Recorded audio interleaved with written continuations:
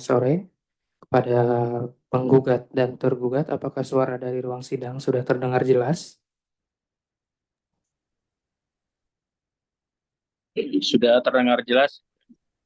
Baik, terima kasih. Bisa mendengar dengan jelas. Baik, terima kasih. Untuk itu Bisa persidangan. mendengar dengan jelas. Baik, untuk itu persidangan akan segera dimulai. Kepada majelis dipersilakan untuk memulai persidangan.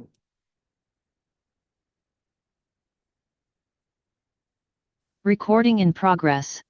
Baiklah, kita mulai Bapak Ibu persidangannya. Pada hari ini Rabu 30 Oktober 2024, Majelis 12B akan menyelenggarakan sidang pemeriksaan secara online atas gugatan yang diajukan Sumber Subur ya, sebanyak 1 berkas gugatan. Sidang dibuka, dinyatakan terbuka untuk umum.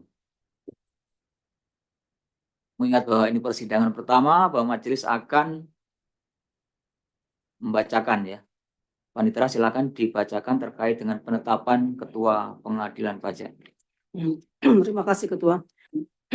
Ketua Pengadilan Pajak, penetapan nomor PEN 1271/PP/BR/2024. Demi keadilan berdasarkan ketuhanan yang Maha Esa. Kami, Ketua Pengadilan Pajak, telah membaca dan seterusnya, menimbang dan seterusnya, memperhatikan dan seterusnya, menetapkan, menunjuk Majelis 12 dengan susunan keanggotaan sebagai berikut. 1. Bambang Sujatmiko SHMH sebagai Hakim Ketua. 2. Bangkit Cahyono SST AKMM sebagai Hakim Anggota. 3. Ferdi Alfonsus Sihotang SHMSI MHUM sebagai Hakim Anggota. Dibantu oleh Dwian Widiati Haristiani sebagai panitera pengganti untuk memeriksa dan memutus sengketa pajak CV Sumber Subur 007.500.99/2024 jenis pajak gugatan pajak tahun pajak 2022. Sebagaimana dimaksud dalam lampiran yang merupakan bagian tidak terpisahkan dari penetapan Ketua Pengadilan Pajak ini dengan tempat sidang di Jakarta. Ditetapkan di Jakarta pada tanggal 15 Oktober 2024. Ketua Pengadilan Pajak, ahli Hakim SH SE AK MSI MHCA. Demikian Mas Ketua. Oke, demikian tadi ya dibacakan penetapan Ketua Pengadilan Pajak. Majelis 12B diberikan tugas untuk menyidangkan sengketa ini. Berikutnya, karena di persidangan pertama, majelis akan memeriksa terkait dengan identitas para pihak ya. Dimulai dari tergugat. Silakan Pak tergugat. Terima kasih Yang Mulia. Ada surat tugasnya Pak? Ya, Oke. Yang Mulia, surat tugas kami tergugat diwakili oleh Dia Pinto Koningrum, Budianto, dan Andri Firmansyah. Surat tugas ditandatangani Aim Nur Salim Saleh sebagai direktur.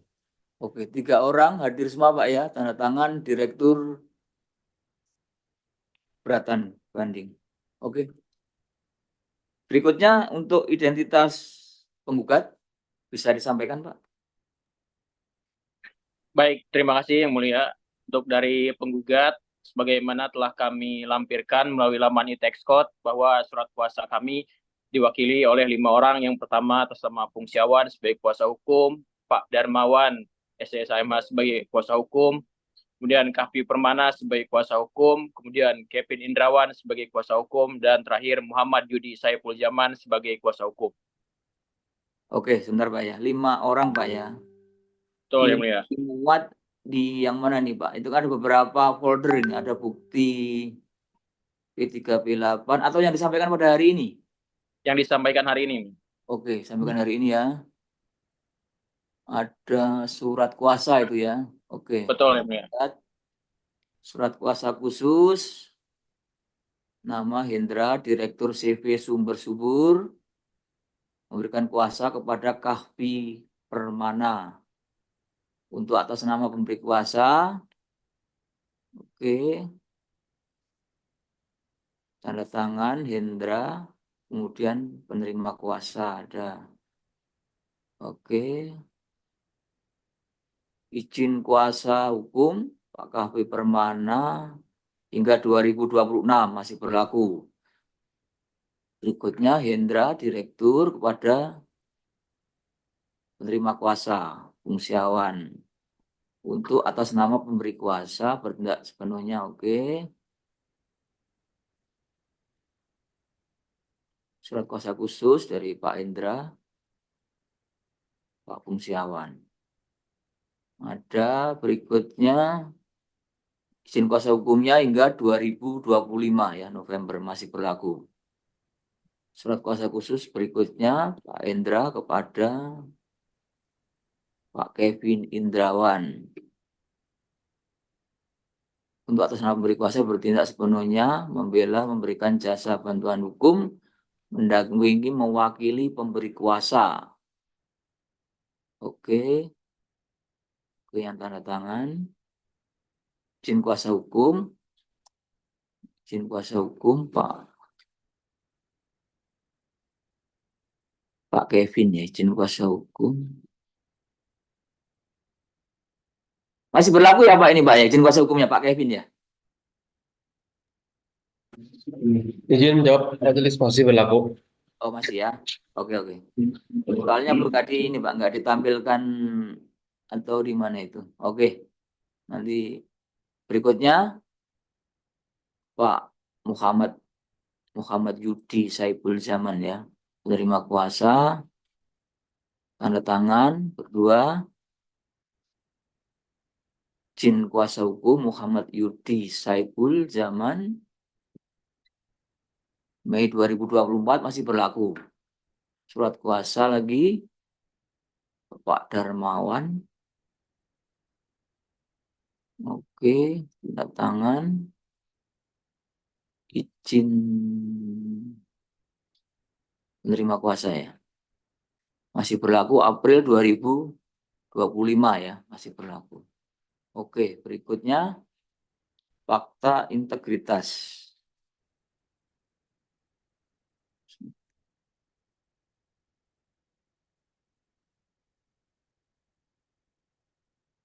Ini kalau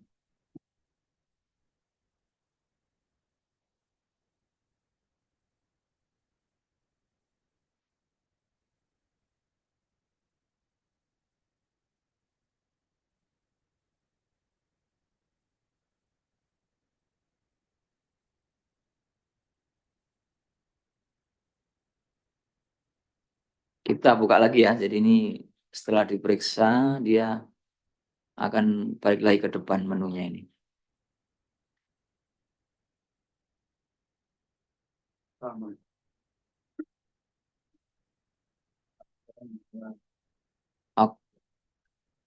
Fakta integritas ya, kita lihat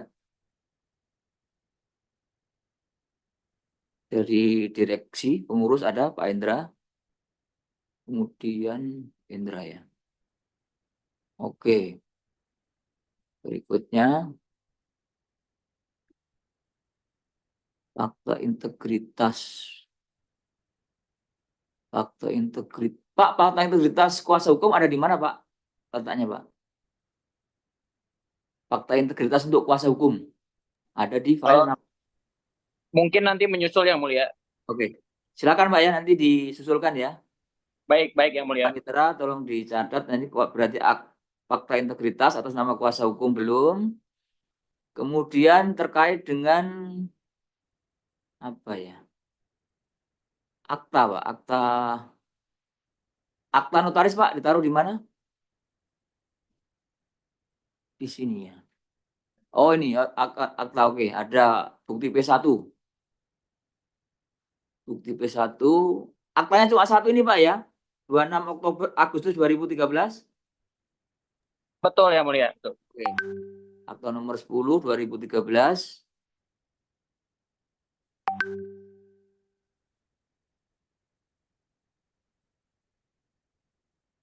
Pertama kalinya diangkat ditetapkan sebagai direktur Tuan Hendra. Tuan Hendra ya. Oke.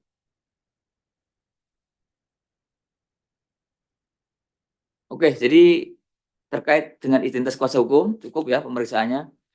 Berikutnya karena ini persidangan pertama maka majelis akan memeriksa terkait dengan pemenuhan ketentuan formal Pak ya, yang akan dipandu oleh Yang Mulia Pak Ferdi Alfonsus Sihotam.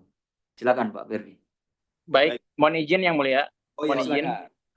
Sebelum menyampaikan ketentuan formal, ini kan kami seharusnya kan baru menerima surat permintaan bantahan itu dari Pengadilan Pajak pada tanggal 5 Oktober.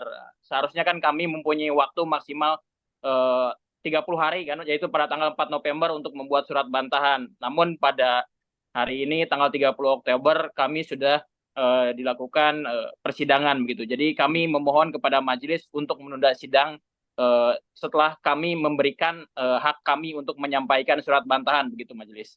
Oke, bicara Pak ya, nanti akan Baik. dijelaskan ya, bicara. Berikutnya akan dilakukan pemeriksaan formal dulu. Baik, terima kasih ya. Jadi yang disampaikan oleh penggugat tadi itu sebenarnya juga sudah jadi catatan majelis juga. Jadi memang sudah ngelihat ya gitu ya. Jadi biar sekalian kan. Jadi kita sekarang masukkan pemeriksaan formal. Jadi formal itu ada namanya terkait materi formal pengajuan gugatan, ada yang terkait dengan materi terkait formal terkait materinya. Hari ini kita adalah materi formal itu.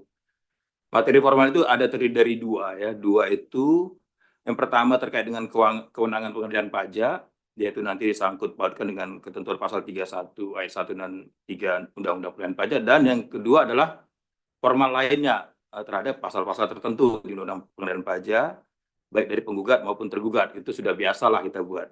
Saya ingin loncat dulu ke yang kedua tadi ya, biar sekaligus nanti penggugat juga nanti biar sekalian nanti di bantahannya. Memang mau ditugaskan nanti bahwa membuat surat penjelasan pengganti bantahan, gitulah kira-kira judulnya ya, gitu. Yang pertama terkait dengan jangka waktu dulu ya, jangka waktu ini kan suratnya ini sidangnya etex court ya, jadi surat gugatan itu tentu sudah diupload, itu dianggap sebagai tanggal terima. Surat gugatan penggugat itu tanggal 5 September ya, 5 September 2024. Kita pelan-pelan aja, slow, udah sore. Kemudian yang surat yang digugat adalah S429, kebetulan tanggalnya sama, 5 Agustus 2024. Ya, ini sama yang seperti sudah-sudah. Jadi tergugat nanti tolong sampaikan tanggal kirimnya, S-nya kepada penggugat. Penggugat juga tolong disampaikan untuk sidang berikutnya tanggal terimanya ya. Tanggal terimanya tapi berdasarkan lacak pos ya, ada sistem di aplikasi pos, jadi bukan yang sepihak. Itu PR lah gitu, nanti tolong di surat bantahannya sekalian. Untuk yang lain-lainnya tadi sudah diperiksa, tidak ada masalah. Tentang Hendra, direktur tadi, oleh akta berdasarkan akta nomor 10 tanggal 26 Agustus 2013 ya, oleh Notaris Lianawati Chandra S.A. Ini untuk memastikan aja, ini bentuk badan usahanya CV ya, bukan PT ya, penggugat ya.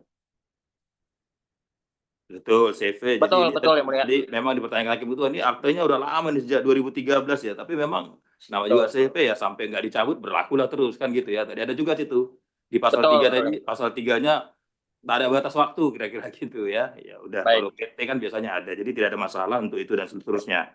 Baik, dan kemudian tergugat juga sudah membuat surat tanggapan ya. Surat tanggapan nanti tolong dipelajarin oleh penggugat juga. Ada beberapa catatan juga tergugat. Ini karena kita balik yang ke pertama tentang kewenangan pengadilan pajak. Ini artinya ini merupakan keputusan yang dapat digugat atau tidak. Tergugat sudah membuat dalil-dalil di situ ya. Sekilas sudah majelis baca. Ini cuma memberikan panduan aja majelis. Kalau di surat tergugat itu telah mengupas melalui dengan undang-undang Peratun, ada juga undang-undang pengadilan pajak. Tapi sepertinya perlu ditambahkan juga dengan undang-undang administrasi pemerintahan ya. Nah, nanti tolong dirumuskan kembali. Jadi tentang kewenangan ini pasal 31 ayat 1 dan ayat 3 itu sebenarnya ada dua unsur yang perlu dipahami. Itu adalah keputusan dan terkait dengan timbulnya sengketa pajak. Ada banyak keputusan tapi nggak terkait dengan sengketa pajak. Keputusan mutasi pegawai segala macam itu keputusan tapi tidak terkait sengketa pajak. Jadi dua unsur inilah harus dijelaskan kedua belah pihak. Nanti penggugat nanti pada surat bantahan tentu akan mendalami ini juga ya.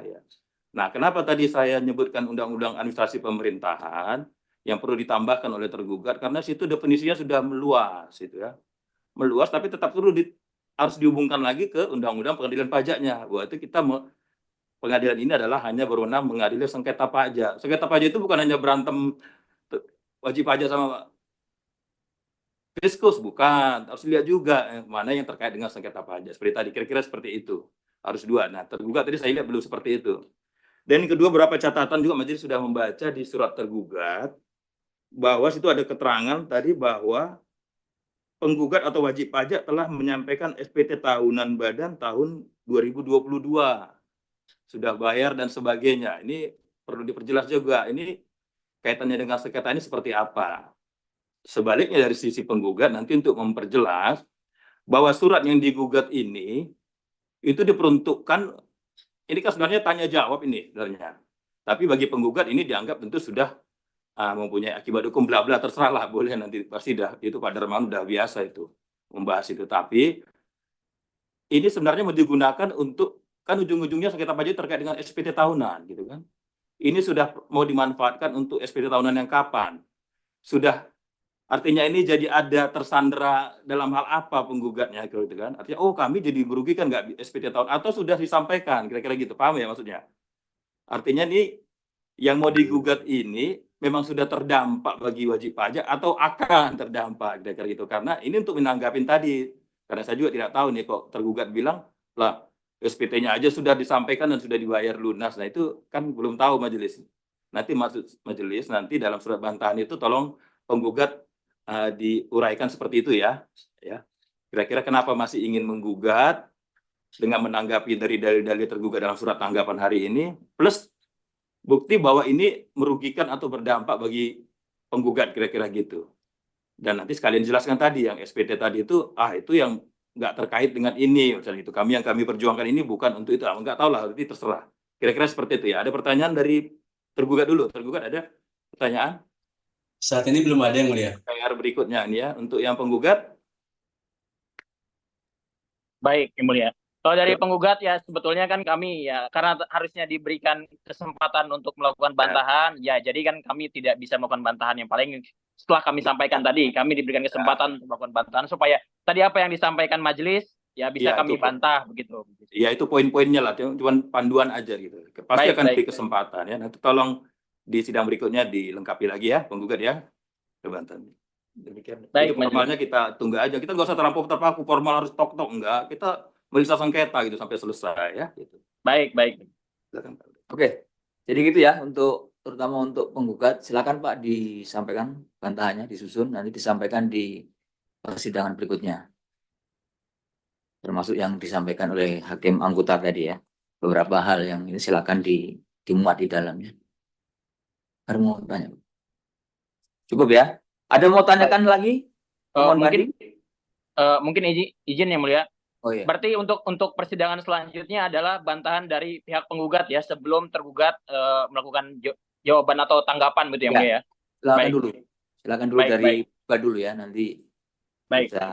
Kita simak tanggapan penggugat bagaimana, nanti baru kesempatan tergugat di persidangan berikutnya. Itu ya, jadi biar biar bergantian gitu, biar teratur gitu persidangan. Baik. Kita tergugat ada mau sampaikan? Cukup Yang Mulia. Cukup ya. Oke. Kita tunda ke 20 November, Pak ya. 20 November 2024 ya persidangannya. Dengan demikian sidang ditunda dan dilanjutkan tanggal 20 November 2024. Recording stopped.